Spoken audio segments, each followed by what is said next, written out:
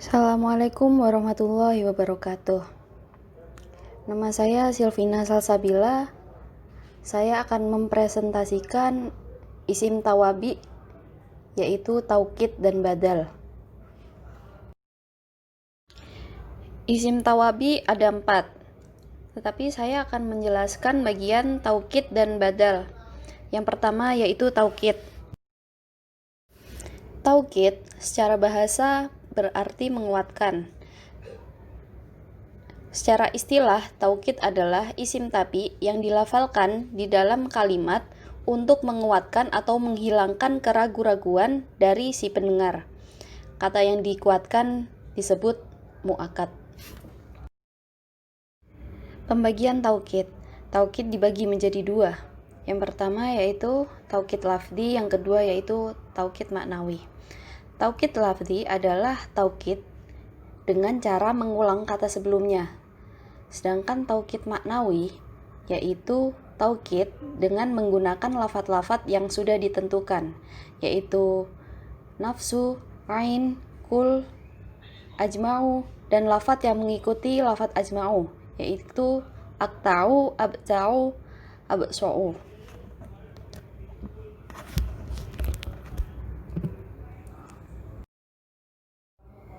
Taukid lafzi bisa berupa isim dhohir, isim dhamir, fi'il, huruf, jumlah, atau isim mutarodif. Contohnya ja'al ustadzu al-ustadzu, itu contoh yang isim dhohir. Sedangkan isim dhamir qara'ta anta. Contoh fi'il dhahaba. Contoh huruf inna tilmidan naimun. Contoh jumlah dhoharol batilu. Contoh isim mutarodif seperti kitun, hurairatun. Taukid maknawi. Taukid maknawi bisa berupa lafadz an-nafsu, al-ainu, kullun, ajma'u, atau lafadz yang mengikuti ajma'u. Contohnya lafadz an-nafsu, ja'a zaidun nafsuhu, al-ainu, ja'a zaidun ainuhu, kullun, ja'al qawmu kulluhum, ajma'u, ja'al qawmu ajma'una. Contoh lafadz yang mengekor ajma'u yaitu ajma'una, akta'una, abta'una, absa'una. Untuk contoh taukid, saya mencantumkan surat Al-Baqarah ayat 35 yang berbunyi wa qulna ya adamuskun anta wa zawjukal jannah ila akhirih, yang artinya dan kami berfirman hai Adam, diamilah oleh kamu dan istrimu surga ini. Kata anta itu mentaukiti lafadz anta yang ada di dalam fi'il amr uskun. Syarat-syarat taukid. Taukid mengekor hukum i'rab seperti mu'akkadnya. Jadi hukumnya taukid itu dalam i'rab dia mengikuti hukum mu'akkadnya. Syarat kedua yaitu mengenai format isim mu'akkadnya seringkali berbentuk makrifat. Akan tetapi beberapa ulama nahwu shorof dari Kufah membolehkan untuk menggunakan isim nakiroh.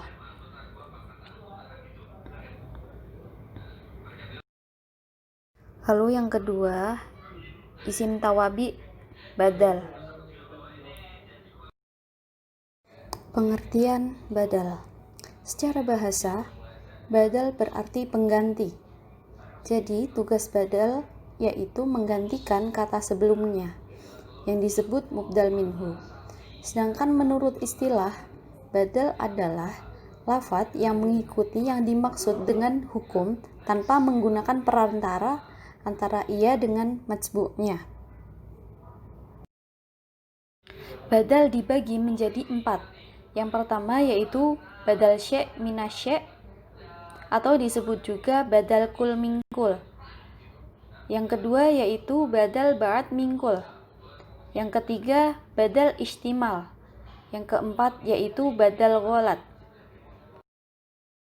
Pembagian badal pertama yaitu badal syai' minasy' atau disebut juga badal kul min kul. Yang dimaksud badal tersebut adalah badal yang sesuai dan cocok dengan mubdal minhunya dalam urusan makna. Contoh, ja'a Zaidun akhuka, yang bermakna Zaid sudah datang, yakni saudaramu. Lafadz saudaramu merupakan badal dari lafadz Zaid. Lafadz Zaid itu merupakan mubdal minhunya. Pembagian badal kedua. Badal kedua yaitu badal ba'd min kul. Badal ba'd min kul adalah badal beberapa dari semuanya. Contohnya, akal tu ar-raghifa thuluthahu, yang bermakna aku sudah memakan roti tersebut sepertiganya. Lafadz sepertiganya adalah badal sebagian saja. Artinya badal tersebut hanya mewakili sebagiannya saja. Badal istimal. Yang dimaksud badal istimal yaitu badal yang berisi arti bagian dari majmu'nya, namun secara urusan maknawi. Maksudnya badal yang hanya mewakili sifat, isi, bagian dari mubdal minhu. Dalam hal ini badal istimal hampir mirip dengan badal ba'd min kul karena sama-sama hanya mewakili sebagian saja dari mubdal minhu. Contohnya, nafa'ani Zaidun ilmuhu. Zaid telah memberi manfaat kepadaku, yaitu ilmunya. Lafadz ilmuhu adalah bagian dari Zaid yang merupakan sifat maknawi yang dimiliki Zaid. Berbeda dengan badal ba'd min kul yang merupakan bagian dari zatnya. Pembagian badal keempat. Badal keempat yaitu badal ghalat. Badal ghalat bermakna badal keliru atau salah. Jadi badal ghalat ini hadir atas dasar kesalahan si mutakalim dalam berkata. Dia tidak memiliki maksud apa-apa seperti badal-badal yang sebelumnya. Dia hanya ingin meralat percakapan yang keliru. Contohnya, ra'aitu Zaidan al-farsa. Saya telah melihat Zaid, kuda. Contoh tersebut sebenarnya si mutakalim melihat kuda, tapi ia malah keliru dalam mengucapkan. Sampai-sampai yang diucapkan itu Zaid, ra'aitu Zaidan. Tetapi si mutakalim meralat perkataannya dan menggantinya dengan kata kuda. Jadi yang dimaksud si mutakalim sebenarnya adalah ra'aitul farsa, saya melihat kuda. Bukan ra'aitu Zaidan, dia keliru mengucapkan Zaidan. Sehingga diralat dengan kata al-farsa.